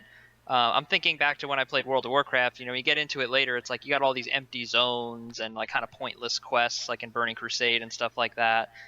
Is there that kind of effect here, or? Well, they'd certainly they've added a lot of content that is by and large designed to incentivize players to do old content. So there are roulettes, which give people extra experience, and once you hit level cap, they give you tomes for gear for doing, you know, a random selection of dungeons, or trials, which may include stuff that people are working through for their main story. There's Wandering Tales, which lets you you have a certain set of dungeons or trials that you have to run through to try and Wondrous Tales. Wondrous Tales. Sorry, Chloe. That gives you like a task list of various different dungeons and trials to do to try and fill out a tic-tac-toe board to get prizes and whatnot like that. So they do things all the time to make sure that there's a healthy pool of people to do content with. And I mean, the old zones, I still see people in, you know, the old world hubs and zones. I mean, not nearly as much as in Shadowbringers, but that's to be expected. They're still pretty popular when I was in Gridania. Yeah. Just playing where I am right now. The 3 starting metropolises will always have people in them because there's a lot of stuff centered in those 3 cities. And of course, the most recent areas will be the most populated, but the only areas that feel empty are, I don't know, some zones from Realm Reborn or Heavensward that just don't have... that aren't the 3 starting cities. Those can feel a little bit empty, but Caitlin brought up roulettes and Chloe's Wondrous Tales and things. Finding a group for old content is never difficult, but seeing the world populated, you do notice it, the new versus the old content. But in terms of doing dungeons or story missions, I've never had a problem with that. Yeah. And the other thing that I heard was coming in, because I think Scott was talking with me about it. Scott, who, for those who don't know, is someone who does a lot of our Twitch streaming for us. He's rad. Hi, Scott. He was mentioning something about like there's basically like a new game plus function that's kind of being introduced here. I'm so excited about They're that. adding it soon. It's not in the game yet, but it's going to let you run any story content that you want from previous expansions at your or rerun it either as long as the job that you're using is at the minimum level. So you can rerun old story content either for story reasons or for leveling reasons, and that is super super cool. Yeah, and we don't know super yet how it works. My guess is that it's going to be maybe a toggle, so that you would toggle your progress. So if you want to do a certain set of quests, like if you wanted to start with Heavensward, you don't want to do the A Realm Reborn slog because most people don't. Maybe you can toggle it so that that's where the game sees your progression on, and then you can untoggle it when you want to go back to doing, Shadowbringers content. But they haven't. We will probably hear more about that as we get closer to 5.1, which I think is where it's going to be coming out. But that's a really cool function to have. And I've been wanting to replay Heavensward for a long time, and I already want to replay Shadowbringers. Yeah, one review I read said that the reviewer said she wants the new game plus functionality in as soon as possible, so she can just run through Shadowbringers with every job. Yes, yes, I concur. But to get back to that question about getting back into the game, I don't. In terms of just like, reacclimatizing yourself, there's a bit of a, you had to relearn things and whatnot. There's always, there's roulettes and stuff like that, but there's also, FCs and link shells and people that you can reach out to for help and things like that. I think that, the Realm Reborn and the post-Realm Reborn patches are the slowest and the most slog part of the game. That more than anything else is the challenge. If you're coming back and you haven't gotten to Heavensward yet, that could be a bit of a challenge, just dealing with the humongous amount of quests that it takes to get there. But, if you can stick it out, and I know people I'm sure are tired every time that we say that, just stick it out because Heavensward is that much better. It really is. And now with Shadowbringers, Stormblood and Realm Reborn are good. Heavensward is better, and people are saying Shadowbringers is the best. It is the best. It's the best expansion. It's honestly it's the best Final Fantasy experience in the past decade that I've had, and it's now my favorite Final Fantasy. It dethroned with Shadowbringers. It's dethroned Final Fantasy 12, which if you know me, that is also saying something. That's huge. Yes, I still love 12. You're number 2 in my heart, 12, but 14 is king, and being king is good. Is it number 10 too in your heart? No, wait. No, that's already a weird number I that like they made 10 up. too, Thanks, but I don't need dance spheres in Ivalice. No. Dress spheres. Well, dress spheres. Actually, maybe one of them is dancer though. I don't remember if there's a dancer. I I don't think there's a remember. dress sphere to be a dancer. I'm pretty certain there is. Yeah, got it. Do dancers synergize with bards? I want to see that. Like for the performance thing, because they added that whole kind of like Guitar Hero-y game thing for the bard performing or whatever it was. I wonder if they'll do something similar for dancer. I didn't see anything in their tooltips that would suggest that their buffs don't overlap per se. In terms of like bard plays the music and dancer dances, I don't think that there's anything like that. Bards can perform though, outside of content. So you could have a bard performing and a dancer doing a dance. Yeah, I think I wonder that if was you what can you were referring to, the Guitar Hero. Link those up, yeah. People do. Some people just equip Bard and will just play music in one of the lobby areas for hours. It's amazing. This community is pretty strange and amazing. Well, and It's great. the dancers, I guess, for each of their dances, do they have their own unique songs or whatever, or is it just go to whatever music's playing? They're just dancing. There's no music playing. Gotcha. Yeah. It's something in their head. They just got the beat. Their own beats, yeah. The their dungeon own music rhythm. and boss music is good enough that you don't want anything interfering with it. No, and that was, kind of, not necessarily my concern, but just, how were they balancing that? And I guess my other question for the dancer, because you were saying how there's the 4 things key to all the colors. Mm-hmm. I wonder, does it all feed into a different type of dance, or does the dancer's whole moveset seem to be inspired by a particular dance form? Well, I mean, there aren't For what the uninitiated about dance know. I don't know enough about dance to say this is different kinds of forms. There's 2 different steps that either let you buff one person or the party.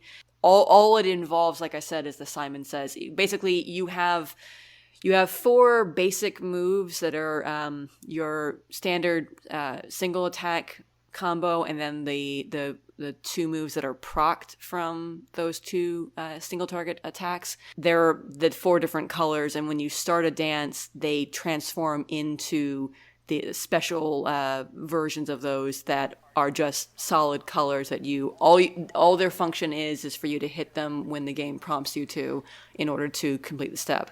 And when you finish the dance, depending on how many of those you get right, which it's not hard at all to get them right, unless you you're in the middle of something and you get distracted. But based on the number of steps you complete, it increases the buff of your that you give to the person you're dancing with, or to the entire party. That's neat. If you want to get a feel for the visual inspiration of the dancer's movement, you should just watch the dancer trailer from February of earlier this year, where the dancer does a lot of their key moves to the FF14 version of Vamo a la Flamenco from FF9. Yes. It's a cool trailer. I'm going to check that out.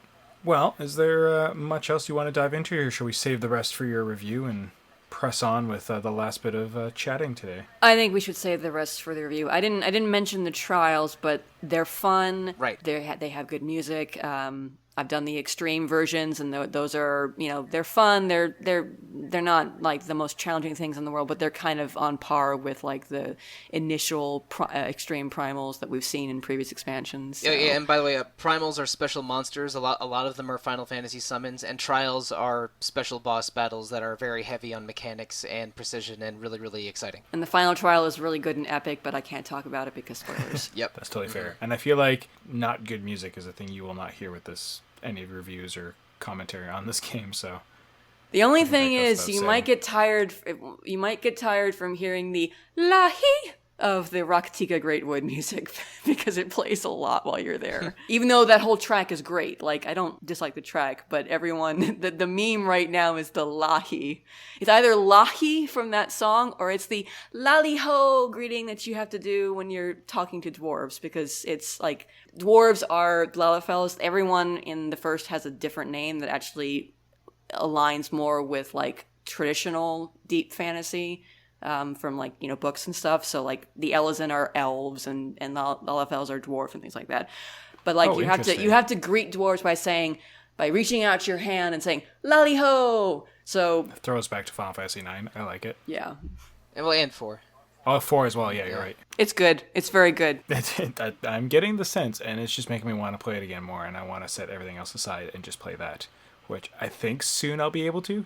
As soon as this podcast is over, I am eating something because I'm starving, and we'll play. And then it's back to 14.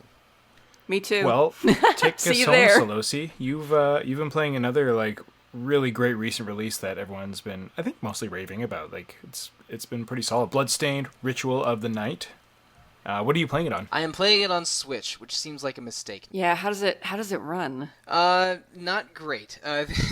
We should mention Bloodstained: Ritual of the Night was started out as a Kickstarter in 2015, and now we're getting it almost exactly 4 years after that Kickstarter launched. So, and it was originally targeting a 2017 release. So people have been clamoring for this for a while. It's a game made by Koji Igarashi, formerly of Konami. Igarashi was the director or creator or co-director of a lot of the best Castlevania games. He was an assistant director on Symphony of the Night, the first really popular Metroidvania Castlevania game, and then worked on most of the handheld ones in the 2000s, which were... They had a pretty good run of those, like a good 7 or maybe only 6 really great handheld Castlevania games in the image of Symphony. So the Bloodstained: Ritual of the Night plays a lot like those. It's a Castlevania in almost all but name. The main character, has there's a lot of stained glass motif in this game. The main character is cursed with something that allows her to absorb demon powers, but but also makes part of her some of her skin appear crystalline.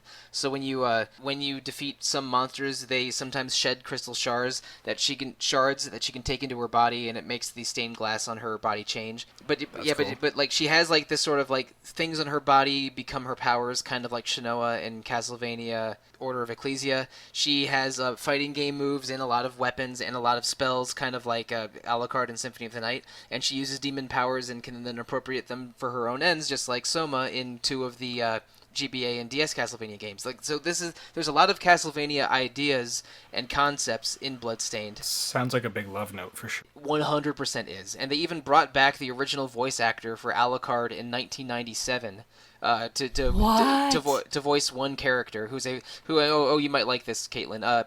It's a vampire librarian. And yes. And you can check out books that give you bonuses, but there's an endgame scenario where you face dire consequences if you take a book outside of the castle. That's amazing. That's what I should be, because I don't like mornings. Well, I don't like, I'm a night person more than I'm a day person, so that's good. And I also get frustrated at my patrons, and sometimes if I had the power to suck blood, maybe I would. So yeah, Vampire Librarian, that's only one of several different side activities you can do in this game. Also, the Vampire Librarian teaches you how to discover photography, and he helps you make a little passport or ID card that you need to use to get onto a ghost train. So this game is completely has a lot of really bonkers ideas in it. I mean, now I need to get it. Yeah, I don't know. But the action is really competent. The skills are really good. I'm playing it on the Switch, so there's a lot of slowdown and worse loading times than you would find on the PC or PS4. But it plays way better than any of the demos did. The environments and rooms and exploration is really cool. Our reviewer gave it, I think, a 79 or an 80, and felt a little disappointed by it. I believe Bob reviewed it. But I take almost the opposite tack. Instead of being like a derivative below average Igarashi Castlevania, I think it's an above average or good one. Like my score would probably be 10 points higher than his. So if you liked any of those 2D Metroidvania games from the late 90s, early 2000s, and are sort of thirsty for a new one, which a lot of people seem to be, then this is a very, very good one of those. My biggest complaint is that the name Jeeble is not very intimidating for a main villain. That's all I got. Is he a rodent? No, it's he's like the Richter from he's like Richter from Symphony of the Night. He's the master of the castle, but there's something else going on there that you're not sure that he's not exactly what he seems, kind of deal. That's and again, the plot is a little predictable. I'm at almost the very end of the game, and there is a secret. There's like a false bad ending, and then some secrets you have to dance around to get to the better ending. And there's 1 or 2 plot twists involved in there, but I'm not gonna compliment the plot of this game that much. It's about that Metroidvania exploration and collecting skills and weapons, and there's a shockingly deep cooking system in this game. There's dozens of recipes to find, and whenever you eat a meal, and food is your best option for healing, but also whenever you eat a food item for the first time, it gives you a permanent stat bonus. So there's I have done a lot of ingredient hunting and cooking for a game about demons and vampires. I was gonna say I can just think of like Ignis as a vampire. Like, I've come up with a new recipe. Newest Is it recipe. blood, Ignis? Is it blood again? Yes, it's blood. And that's all. And also I mentioned they brought back Robert Belgrade, who was the voice of Alucard in Symphony of the Night 20 years ago. They also have David Hayter playing a major voice role. Really? Nice. Yeah. Oh, I've missed him. I will. It's not really a spoiler. He's a samurai-like swordsman named Zangetsu. Oh. Yes. Oh, wow. Yes. Damn it, stop making me want to buy this game. It's like, I'm not gonna say it's my game of the year because Shadowbringers and Devil May Cry 5 both exist, but it is very much in the image of these awesome Metroidvania games from a decade plus ago, and feels like a very good, like, above average one of those. And it's in the Metroid. Yeah, I have very few complaints. And because I was a giver to the Kickstarter, I had to sort of choose what version I got ahead of time. And when the Switch came out and I was extremely high and wanted to play everything on the Switch, I changed my pre-order from PS4 to Switch, and I have regrets about that because the Switch version has more slowdown and load times and is the worst version. Oh, that's unfortunate that's to a hear, bummer. considering, but I guess it makes sense. I mean, hopefully we'll get that Switch Pro. Yeah. The Switch didn't exist until 2 years after this game began its fundraising. So it's I think the Switch just had less development time. And it's not optimized exactly, for it. and I think they canceled the 3DS and Vita versions of this to focus on developing for the Switch. So there was putting it on the Switch was they did successfully do it, but it also was a contributor to the sort of rough development history of this game. But I can't argue with the end result. This is a really great one of those, and it has vampire librarians. And did I mention that there's a demon barber named Todd, who was a human that was cursed to turn into a demon until he created 666 haircuts.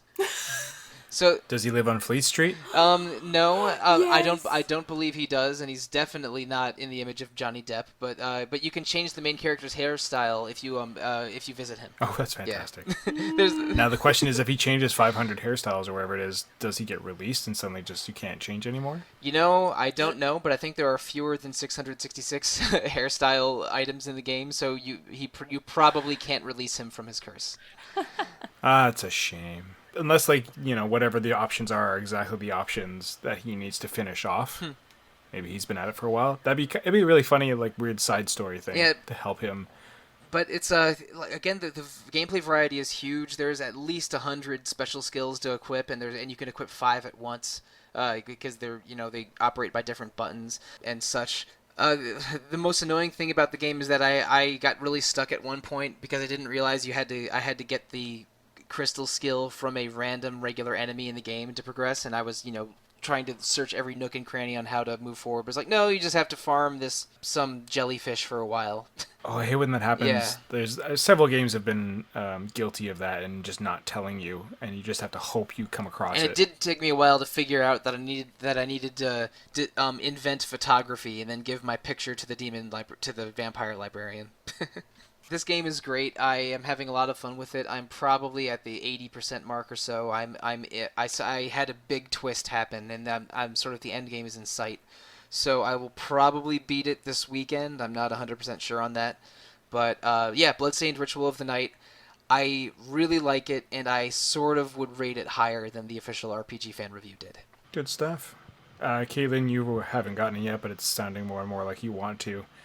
I mean, Mike is doing a better job of selling this game in the last, few minutes than everything I've seen about it since I learned it existed. So yeah. Well, Mike, I feel, is a good sales pitch person for a lot of things if he's passionate about it, because Mike's passion comes through in games really well, and his passion on any subject comes through. You're so winning when you come through passionately about something that you just can't help but get sucked in and be like, I want this too. I want to feel like Mike. It's true I can be a bit of a hype machine sometimes, but I don't know I only play stuff that I'm interested in, so maybe don't ask me to sell people on, I don't know, Kingdom Hearts Chain of Memories. Yes, exactly. Well, it's what you're passionate about, what you are into. We'll have to make the real hype monsoon. Sure. Your new Twitter account. But real talk, though, I adore Symphony of the Night, Castlevania Symphony of the Night for the PlayStation, and Igarashi was a programmer on that game that was promoted to assistant director when a bunch of people quit. And then when he was in charge of Castlevania for several years in the 2000s, I played basically all of those and loved almost all of them. So I am 100% in Bloodstained's target demographic, someone who misses that kind of game, who liked a whole lot of them. So I had moderate expectations that were tempered somewhat by how long this game was in development after its Kickstarter, but all of my expectations have been met or exceeded, basically. I just wish I was playing it on PC or PS4 and not Switch. I was going to say, this is basically the opposite story of something like Mighty Number 9. Yes. Mm-hmm. This is a crowdfunded model that had a built-in audience and high expectations, but instead of Mighty Number 9, which completely tanked, and instead of a game like FTL, which had no expectations and it ended up being a big success, this had expectations and met them, which is a little shocking for a Kickstarter project. But It's impressive. Yeah. I will say I am still one of those people that's a little I also really enjoy the GBA and DS Castlevanias. I've probably played them multiple times each. And I am still a little bitter that we never got that 1999 Julius Belmont final war game. Yeah, he's Julius Belmont is the central character in Aria of Sorrow and Dawn of Sorrow, two of the best of those 2000s Castlevania games. But and they hinted at a prequel where that involved him that we never got. But I don't know. And also, there's a lot of content coming out for Bloodstained soon. There's a planned run of DLC to continue supporting it. And I don't know everything about that. I'd have to do some more research and see exactly what we already know. But as a Kickstarter backer, I'm probably going to be getting a lot of it. Yeah, it could have been in the stretch goals or whatever. Exactly. So I know there's a lot of that, but I don't know how much exactly is coming. But and this is exactly the kind of game I wanted, and it is a B+ or A- version of that. So yes, I don't know how much more hype or salesmanship you want me to do, but this game comes recommended. Are you going to dive in on that one, Joe? No, I mean, I haven't played the game. I'm definitely in the target demographic, and after hearing this, I'm, maybe more so interested than I was before, because I was a little unsure, admittedly, because of these kind of stories like I brought up about Mighty Number 9, which was another thing I was really hyped up about because I'm a big Mega Man fan, which was obviously disappointing. But Yeah. I'm glad to hear that this one turned out differently, so maybe I'll give it a shot. One thing also notable, the price point is a little high. It's $40. Which, again, same as the Collection of Mana that I thought was priced a little high at $40 earlier this episode. But I think it's justified. This is the kind of thing this is what I wanted. And there's also a much cheaper $10 retro game called Bloodstained Curse of the Moon, which is like an 8-bit style Castlevania game in this world and characters that I think is a prequel to Bloodstained, Ritual of the Night. So if you like, the NES style Castlevanias, that's worth checking out as well. I don't know. This is just speaking for me. I think I agree. Like the $40 might seem a little bit high, but I think given the circumstances of this game's development and like if you want to see more stuff like this, it's almost like maybe I always like to view it as like an investment in the future. Like these games aren't hitting a huge demographic, I feel like, in the general population of gamers for that kind of like retro style, whether it's the Symphony of the Night style or obviously the 8-bit Castlevania style. So yeah, I mean, I'd be willing to check it out. There's also an 8-bit hidden level in the game that is really challenging. I died so fast when I found that. But it comes highly recommended. Some of the boss battles are quite stunning to behold. I don't want to oversell it, but I'm really, really enjoying this game, and if I'm not distracted by Final Fantasy XIV, I should finish it soon. I don't know. If there's anything you're going to leave Final Fantasy XIV for, would this be it? To want to wrap this up and see how it goes? It'll be either this or me getting back into Legend of Heroes when the next one of those comes out soon. Yes. When is the next one happening? September 24th. And which number are we up to? Trails of Cold Steel Steel 3. Ah, yes, that one. It's kind of a big deal. Oh, Because this one has been out in Japan for ages, and it's finally being out here, right? over a year. And it's maybe closer to 2 years. And the demo at E3 was extremely promising. Excellent. That sounds great. That's what I've heard too, so I'm super excited. So, no shortage of good games, folks, that we've talked about today. And we've talked about a lot of good game stuff. To that end, I feel it's time to kind of wrap this discussion up for today, just because, I don't know, I feel like that's some good chats. How about you all? I'm satisfied. Yeah, I'm So satisfied. let's you want to go eat and play some games. So let's let you go do that. So folks, you can find us for any more feedback you want to offer at RPGFan.com on Twitter. You can email the podcast specifically and give me something other than spam to sift through at podcast@rpgfan.com. I like hearing from it. We heard from folks past episodes. It's been a while. You've been quiet. Please let me know what you want to hear. Let me know what you want to talk about. Ask me questions. Ask Caitlin questions. Ask Mike questions. Ask Joe questions. He'll be back on. We'll get Joe on. He's got a good radio voice. So, to that end, if you want to hear more of our podcast stuff going on in the podcast empire that Mike Sollosi has built for himself, Retro Encounter is a weekly show.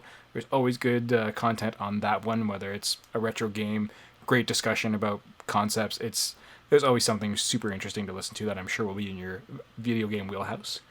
YouTube, we're slowly starting to build on that. Part of that is my own failing that I'm just really busy with everything else, and it's a lot to motivate a small team, but we are doing good at getting some of our own original content out.